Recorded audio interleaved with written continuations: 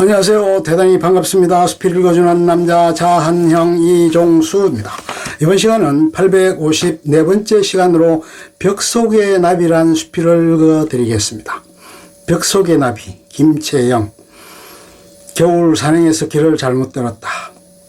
오솔길이 끝난 곳에 모습을 드러낸 산속의 다 쓰러져가는 빈집은 일행들과 이미 동떨어진 곳에 와 있다는 것을 깨닫게 해주었다. 우선 내키지 않더라도 찬바람을 피해 왔던 길을 더듬어 볼 요량이었다.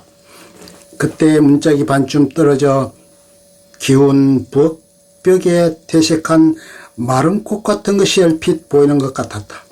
겨울나비였다. 단갈색의 보호색 속에 드러낸 배추 속잎 같은 잣대를 봐서 각시 맨노랑 나비인 듯 했다. 군데군데 허물어진 벽면의 틈새에 스미듯이 파고든 채 잠을 놓지 않는 나비의 접은 날개, 그것은 마치 간절한 기원이라도 하듯 합장한 형상이었다. 그 깊고 적막한 나비들의 휴면은 숨막힐 듯 경건해 보이기까지 했다. 늦은 밤까지 한 사람의 부재를 생각하던 날 나는 왜 하필 오래전 잠시 스친 빈집의 꿈을 꾸었을까. 엄침한 폐가에서 노란 꽃무더기처럼 하르르 쏟아져 나온 나비떼가 중첩된 봄날의 푸른 능선을 영롱하게 덮어가는 꿈을. 어느 날 갑자기 가까운 사람의 종적이 묘연하다면 매우 혼란스러울 것 같다. 주인이 바뀐 휴대폰 번호에 의지하는 것은 집과 연락도 되지 않고 있다는 얘기다. 어쩌면 전화번호가 바뀐 것을 인정하기 어려운지도 모른다. 가끔 사람들은 술자리에서 쓴소주를 삼키며 사라진 이야기를 화제로 떠올리기도 할 것이다.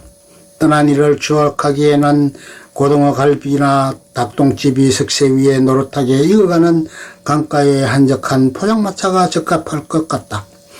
추적추적 내리는 빗소리에 후줄근하게 마음이 젖는 날이나 진눈깨비가 뼛속까지 시리게 하는 밤은 자연스러운 감상의 통일이 될 수 있다.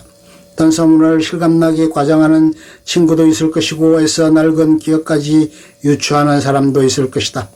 밤이 깊을수록 빈자리에 대한 애상은 취기를 한층 부축해 줄 것이고 술이 깬 다음 사라진 이는 한동안 주변 사람의 일상 밖으로 밀려날 것이다. 몇 년 전부터 어떤 여인을 찾는 전화가 걸려온다. 전화번호를 바꾼 뒤부터였다.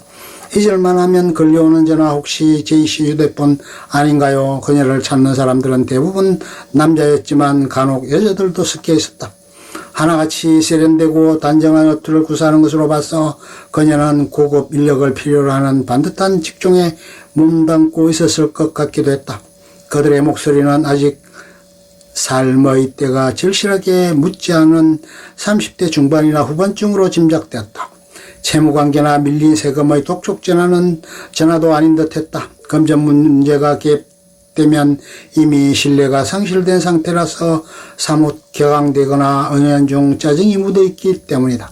그렇다면 내가 제1을 은폐시키는 공범자일 거라는 적개심으로 불평을 늘어놓거나 탐색 따위의 질문을 집요하게 유도하여 갈 것이 아닌가. 제이. 왠지 편안하고 고요한 이름이다. 내 주위에도 제이라는 사람이 몇 있었던 것 같았다. 어린 날 동네 언니도 제이였고 학창시절 같은 반에 제이가 있었다. 내가 아는 제이는 대체로 유순했었다. 별 특징 없기에 그녀의 가족관계나 버릇, 취미 이런 것은 기억하지 못한다.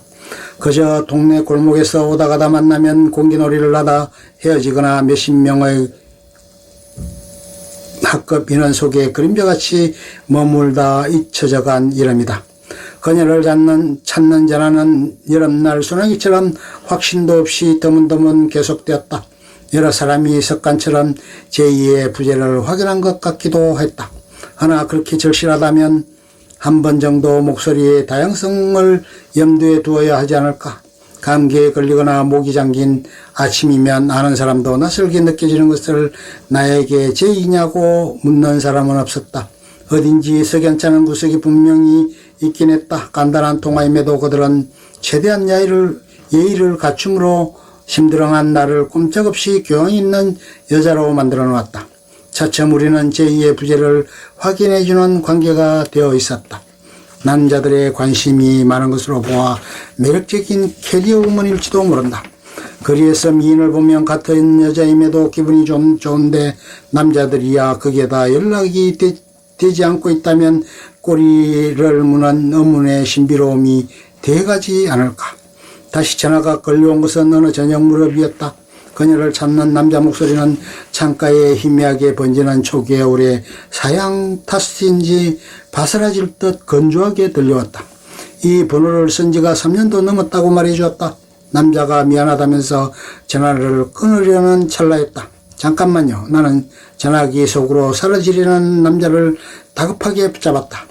딱히 남자에게 말을 걸 명분도 없건만 너무 주제에 넘은 짓이 아닌가. 그럼에도 내 목소리는 차에 오르는 사람의 옷깃을 거칠게 낚아채는 것 같은 침입자의 발칙한 도발성이 묻어 있었다. 남자는 내가 제2에 대한 정보를 주지 않을까 해서 해석하며 긴장하고 있었는지 모른다. 죄송하지만 제이 씨는 여자분인가요? 아닌데요. 그 사람은 남자입니다 하고 저하고는 대학 동창인데 연락이 오래도록 되지 않고 있어요. 그런데 무슨 일로? 그냥 이름이 여자분 같아서 궁금하기도 하고요. 제가 제이 씨를 찾는 전화를 수없이 받아왔거든요. 전화번호가 바뀌면 주변 사람에게 알려주는데 몇 년씩 모르고 있다는 사실도 이상해서 말입니다. 괜한 수고를 하시게 해서 죄송합니다. 다들 걱정되니까 행여하는 기대로 전화를 하는가 봅니다. 남자는 김 빠진 목소리로 개면쩍게 웃으며 감정을 절충했다. 그는 내심 진중함을 잃지 않으려고 애쓰는 빛이 역력했지만 생명부지의 사람을 통해 친구의 근황을 기대했던 자신의 처지가 당혹스러웠던지 목소리가 조금 떨렸다. 거디 내 상상 속에서 비밀을 품고 떠난 묘령의 여인 대신 세상과 절연한 채 싸늘한 등을 보인 한 사내가 웅크리고 있었다. 나도 한때 주변과 연락을 끊고 지낸 적이 있었다. 그 몇 년은 한여름에도 입안에서 사람이 얼어버릴 것 같이 쓰리고 고통스러운 나날들이었다. 남편이 남의 빚보정을 써준 것이 잘못되면서 그로 인한 감당해야 할 일련의 사건들은 참으로 가혹했다.